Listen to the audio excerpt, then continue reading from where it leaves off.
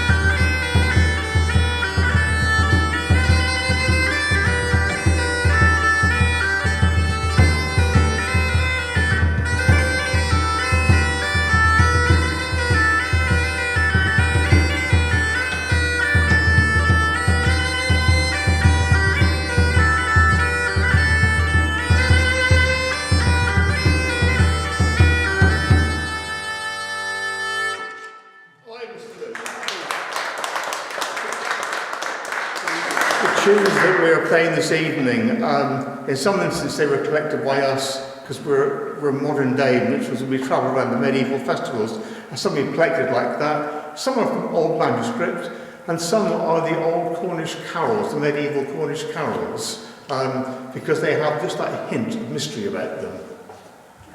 And do they just?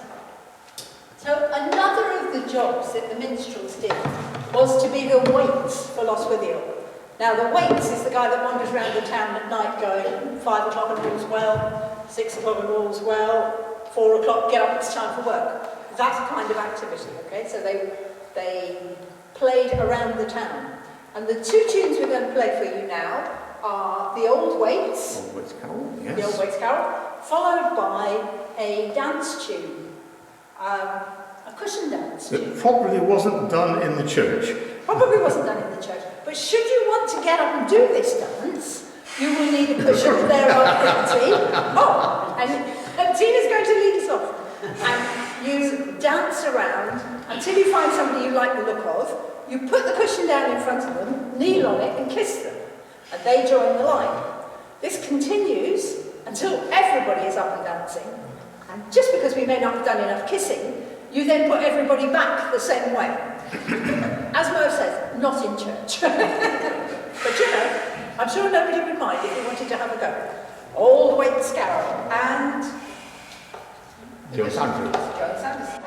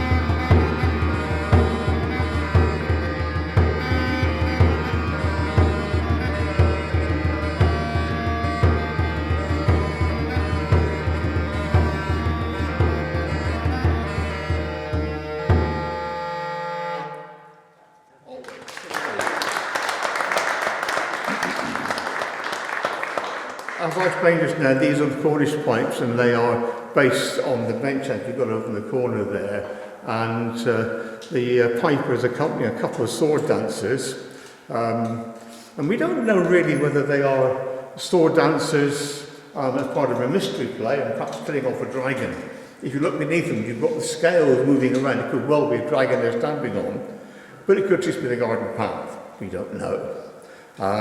But the diagrams, the figures of the sword dances are almost identical to a 16th century, 15th century medieval and early dance instruction book called Arbeau's Orchesography. Arbeau's Orchesography, got it right, yeah.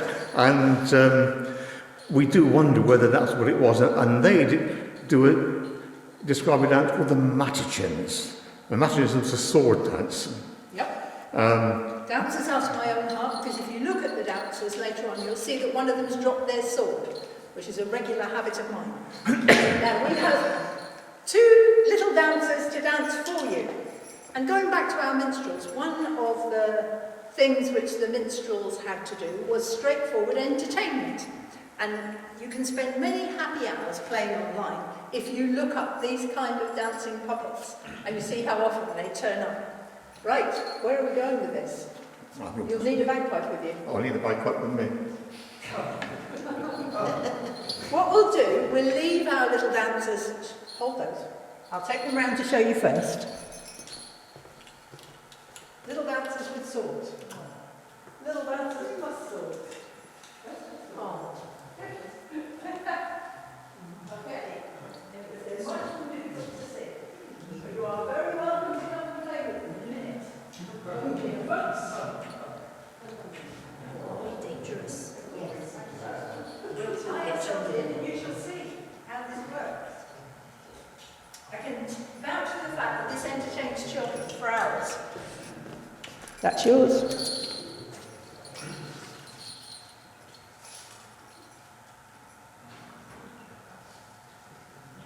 We've done this dance, taught it many times, and I have to tell you, the most vindictive couples playing this dance are without doubt mothers and daughters.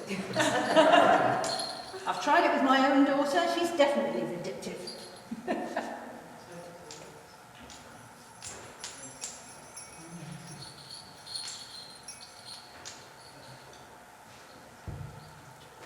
So, Right. one Mattachins. More Mattachins.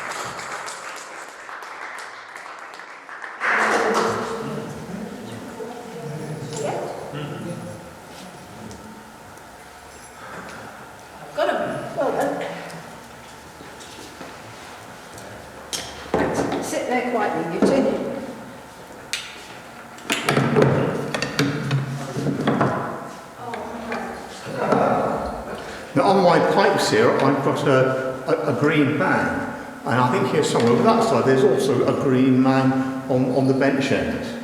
And there's as many explanations for the green man as there are people to explain what the green man might be. But our favourite is Adam and Seth. Sorry, I've got the wrong one there. There we go. So, another of the things that the minstrels had to do was tell stories in the fire at night. Sit by the fire in the hall and tell stories. Often these were about Arthur, particularly because Richard had built Tintagel. But this one in particular is the story of Adam and Seth. Sorry, Mike, I hope you weren't planning to use it. And it is basically a story which includes, as Merv says, the Green Man, but also the Tree of Life, and several other bits which I'm sure you'll recognise from other folk tales. So, from the Ordinalia, which is a medieval mystery play of Cornwall. Yeah? And we're going to round it off with a medieval carol called God's Own Son, which kind of feels right for the Tree of Life. Adam is weary of life and wishes to make an end. He calls Seth, his youngest son, asking him to take a message to the gates of paradise, to the cherub who guards the gate. Ask him, he says, if at the end I shall have the oil of mercy from God my gracious Father, which he promised when I was driven away from paradise with my wife, following our folly. When Seth says he doesn't know the way, Adam tells him to follow the parched prints of my feet, where no flower has grown since last I passed. You will see a great radiance. Fear not, it will only bring good. Seth agrees to his father's request and prepares to leave at once, delaying only to receive his father's blessing. After a long journey, he arrives at the gates of paradise and sees the cherub. The angel asks what errand has brought him quite so far. And Seth asks the angel Adam's question.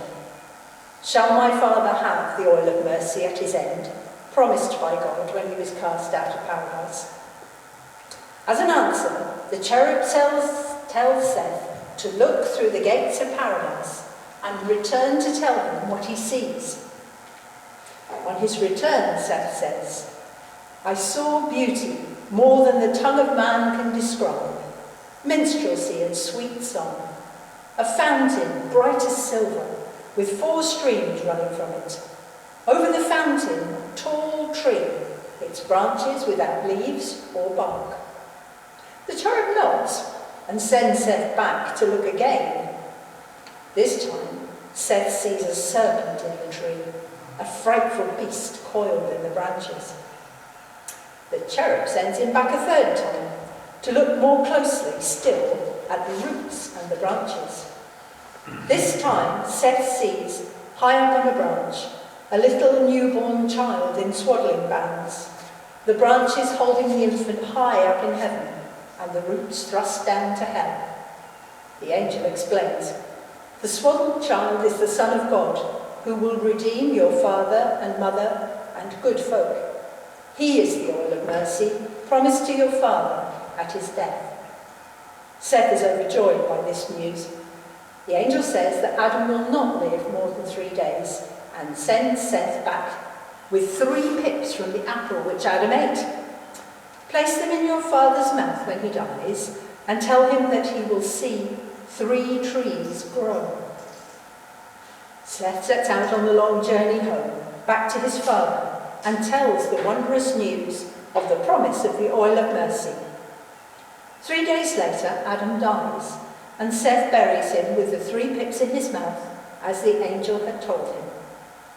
The 3 pips will later grow into 3 rods, discovered by Moses, and eventually, after many more parts of the play, these will become the crucifix upon which Christ will die.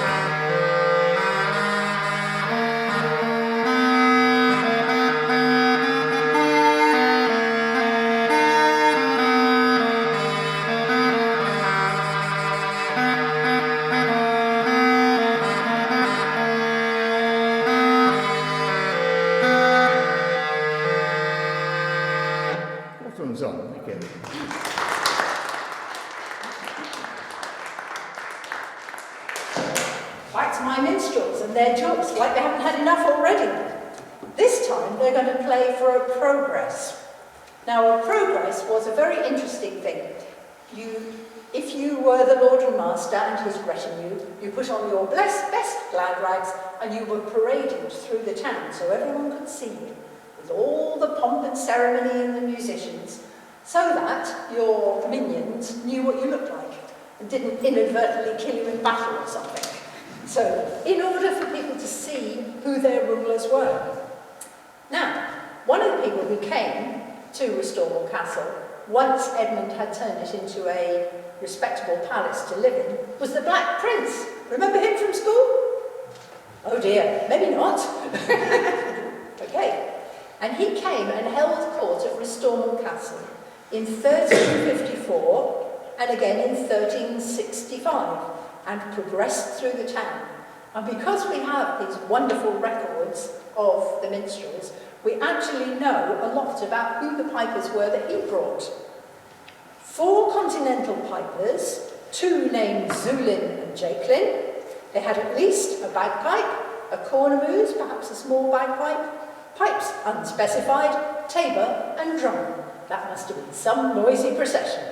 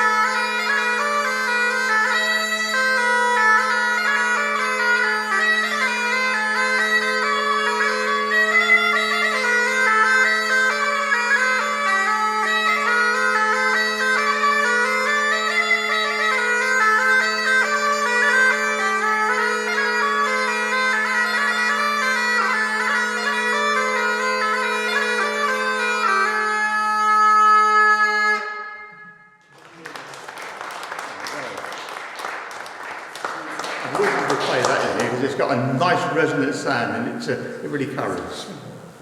Well done, Tina, you stayed in the house. Thank you. It causes a great deal of recruitment for Tina, so it's very brave of her to stay put. Now, the next tune we're going to do, which is a tune for dancing, which is a lot of what minstrels had to get up to, has a kind of checkered past, because it is known over much of Europe as a jumping dance. If you're really interested in Salterello jumping dances, I recommend YouTube to you. There's lots of jumping on there. But here in Cornwall, it is, or its very close relative is, a carol, name of, oh help, sorry, I have to go backwards and look it up. Name of the carol? It is actually the manuscript. Oh. When Adam first. Now you know why I have to keep putting my specs on there.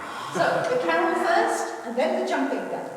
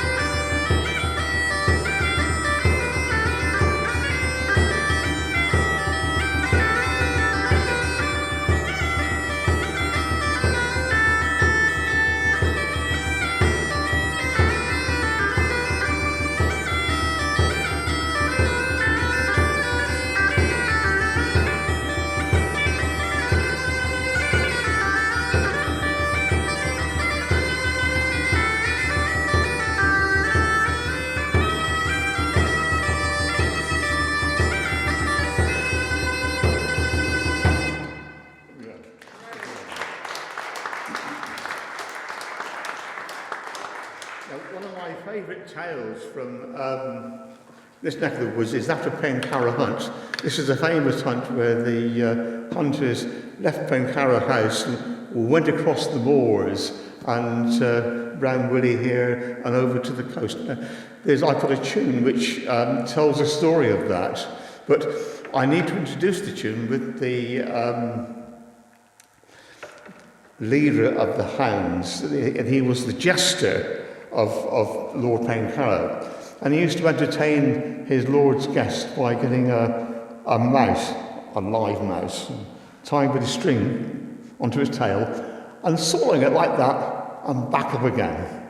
And if his guests weren't disturbed by this time, he would catch a sparrow and he'd mumble it.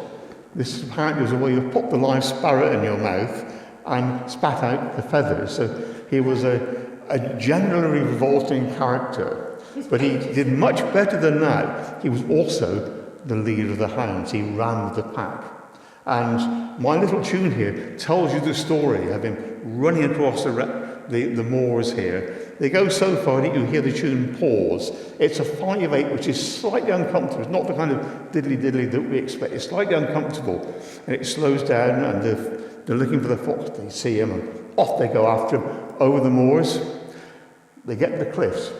Now, you need to know that good old Lord Arscott-Tetcott, who was at Pencarrow, liked his parties. He really liked his parties, and they stopped at every pub and every tavern on the way there, which means by the time they got to the cliffs of a Bayview, they hadn't a clue where they were. And Well, our jester, Black John, knew to stop at the end of the cliffs. The horseman didn't, the hunt didn't. And so I finish up this little tune with a lament.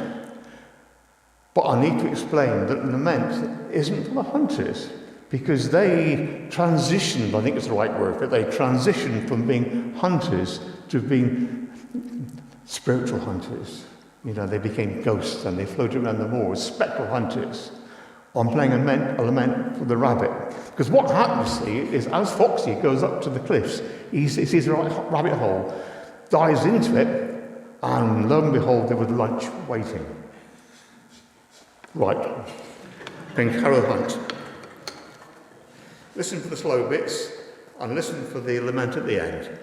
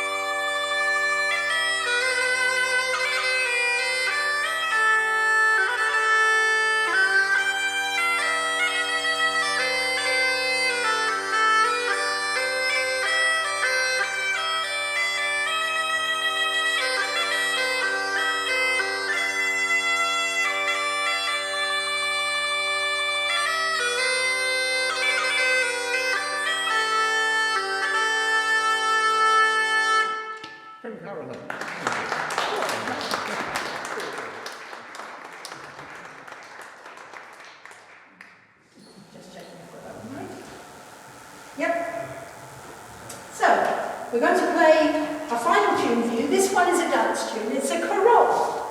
And a carol is a kind of, not a Christmas dance, any time, it's a round dance where you sang while you were dancing. So, for instance, you did a really good one the other day, the Servants' Brawl, which, if you hear the tune for, it sounds like Ding Dong Merrily on High. In actual fact, we stole the tune for Ding Dong Merrily on High. Originally, it was a carol. This one is